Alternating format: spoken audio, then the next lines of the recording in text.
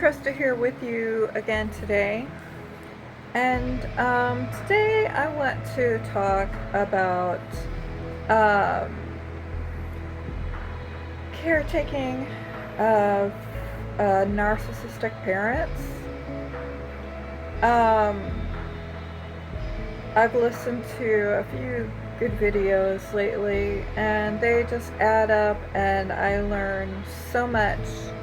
And especially for us more traumatized victims, maybe where there's um, sexual trauma, childhood sexual trauma, or just bigger traumas during our lives. It's hard. It can be hard to retain things, and that's why I like listening to the videos. Um, a lot of videos, just sometimes over and over, about different tactics and stuff that they use, because we have a tendency to not be able to memorize things as quickly as a person that has not had those traumas. It takes us a lot more times to finally get it in our minds, concepts, sometimes. So when it's finally firm in our brains, I think that does make us a little bit smarter, because listening to information again and again only does puts more knowledge in our heads. Yes, my hair is purple. I dyed it today. I think a part of me, after and still lagging COVID stuff, um, I felt like, gaining my strength back. I just kind of want to have fun, because when you're going through that, it can be so depressing. And me being back at home again for a while, kind of helping to take care of my family here, my children as they go through this, and also my adult parents, as God has sort of put me here for a while again. How it can really kind of put you in more of a grief mode sometimes, when you do have to caregive for these people that have been in your life all your lives, and maybe you've tried to get along with them, maybe you've had no choice but to have their help, or maybe you've never talked to your parents in years, and one day, or maybe you've just kind of kept firmer boundaries, or have not known what to do at all because you did not understand what was going on.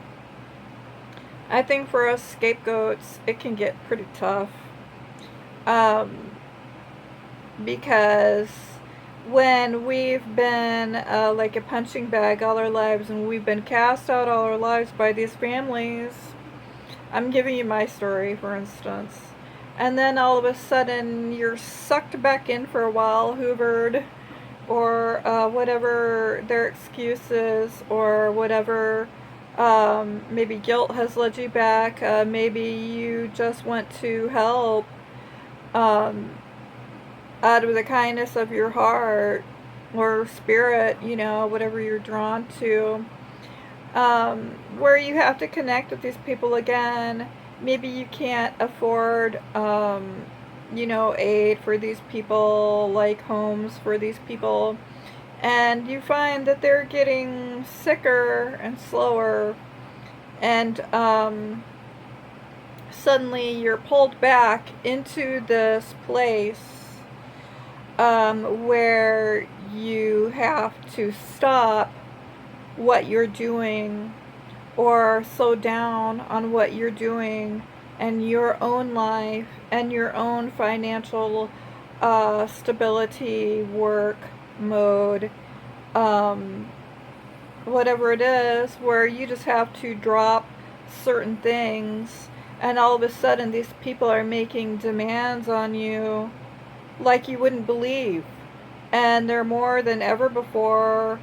um, you find yourself kind of helping them do the dishes, asking them what they need, and it might be driving you bonkers. Because not only are there never ending demands on you again during these times, um, they can be meaner than they ever were before, because they're just, the older that a lot of the cluster bees can get, the more their masks can drop, their nicey masks, especially for the coverts. And it could come as a big surprise to a lot of the sons and daughters and family that come in during these times, and you're just astounded at all of a sudden this parent's complete apathy toward things, and maybe sometimes a verbal slander begins, or even just a more violent type of physical allure about them. Where you just step back and you're like, do I really need to take this person's abuse anymore? Um, Maybe they're talking to you one minute and then something triggers them off, no matter what it is. It might not have to be anything at all, really. And they quit speaking to you for like days or, months, whatever, hours, whatever. And they're constantly maybe putting the guilt and the blame on you so badly, and shifting all their, like, projecting onto you and shifting all their emotional crud onto you. I think it would take a person with a big heart to deal with this type of situation, where a lot of people would just walk out, you know. But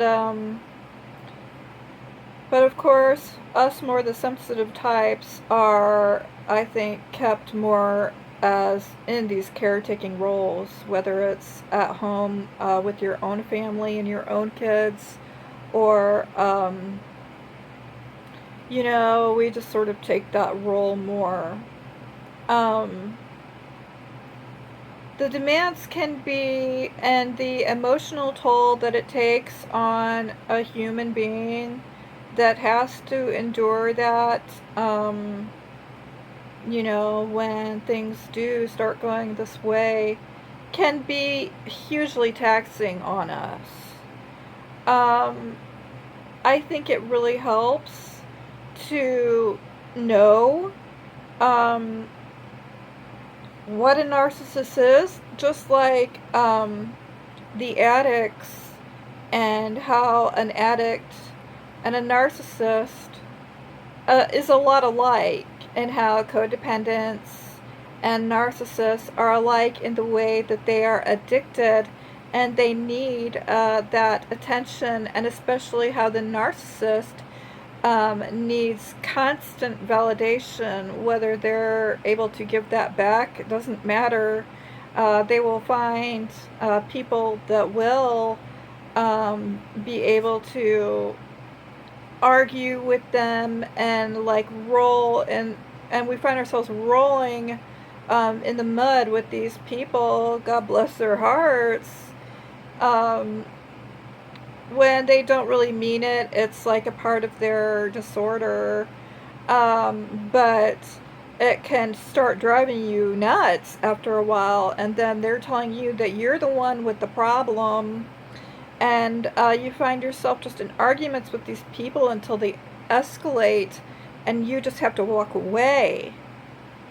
I think it's very important for a lot of us to understand what we are getting ourselves into when we have to go back and help take care of these parents or grandparents or whatever, wherever, families where we have to go and help take care.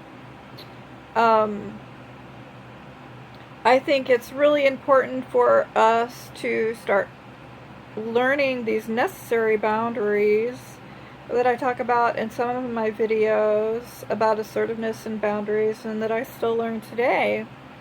How narcissistic parents won't take this very well, but um, we can still kind of work with them yet, and if not, we can do the gray rock method with the expressionless face. And of course, very important not to get into and fall into these arguments with these people no matter what, because that's when we pick up all that toxic, nasty sludge that they sling at us.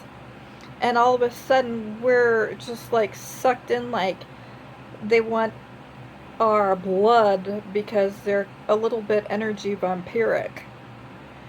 Um, it can be frightening, um, and you wonder how you're going to get through it. I can personally say for myself that getting away from it, taking breaks, um, and keeping a therapist through this time and keeping groups during this time, watching videos like this and reading books is crucial during this time, just to understand that you don't have to feel huge guilt about it, that you are not at blame like they're trying to say that you are, and to try to keep self-esteem, your self-esteem and self-confidence up, whether or not they're dragging you down with things that they're saying about you that maybe you'll never be good enough. It's commonplace with narcissistic parents. Don't let it zap your energy when you do feel like this. Not to give up, and that you are not alone, and to stay in social contact with supporters, friends that are supportive, and friends that have your back, people that have your back. Learning who is toxic, learning who is not, and learning that drinking and just like, go binging on anything during this time would not be such a good idea. Um, and because that's might have been what we've done in the past, or busy ourselves in work, or, different things. Um, where we can learn about codependency and to be able to pull away enough from these vamps, and that we are still able to have our own lives during this process, to not get sucked in to the very core, where our lives just become one toxic hell of a mess. It's important for us to understand it's not our faults, and why it is the way that it is, and that we can choose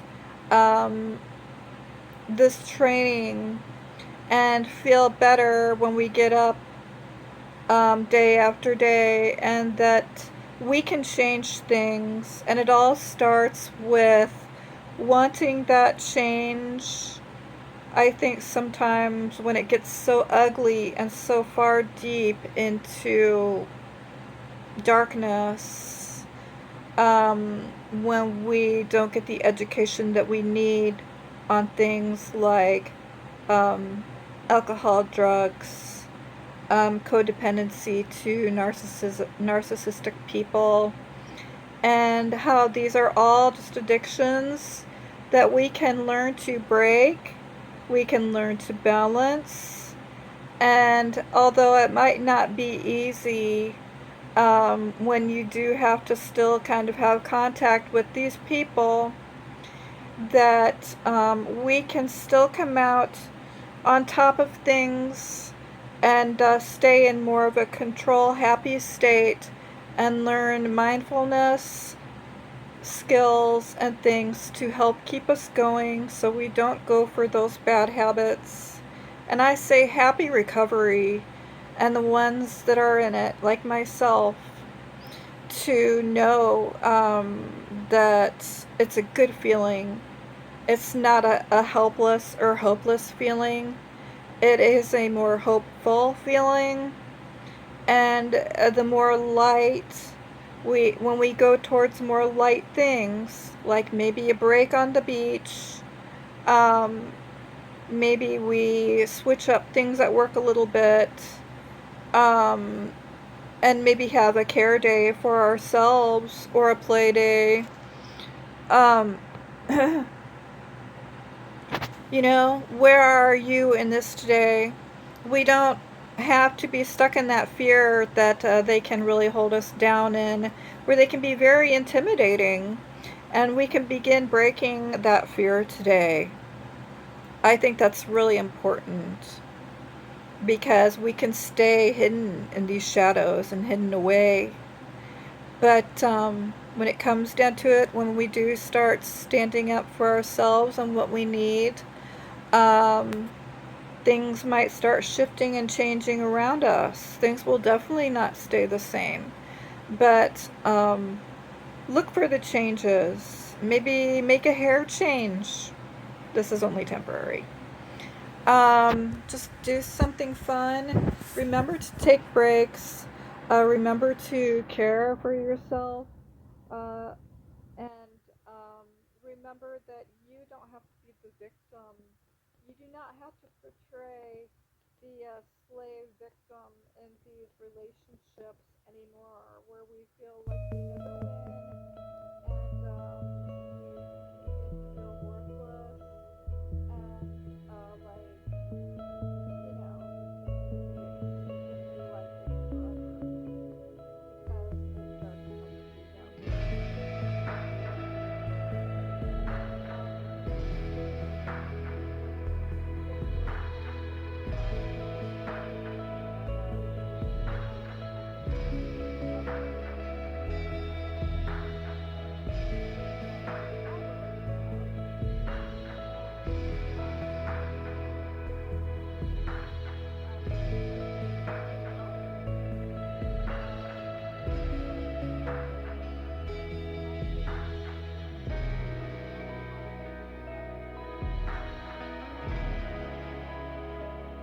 we have to relearn like cognitive mental stuff that has been embedded in our life all our lives, like we aren't good enough. And then we have to when we learn these different manipulation tactics that they do use, we can start saying, aha, that's not me, that is just one of their how they power trip. And you know if we can stop playing their game today, and although they might not like it, that we do start setting some different boundaries, it's well worth it, and I totally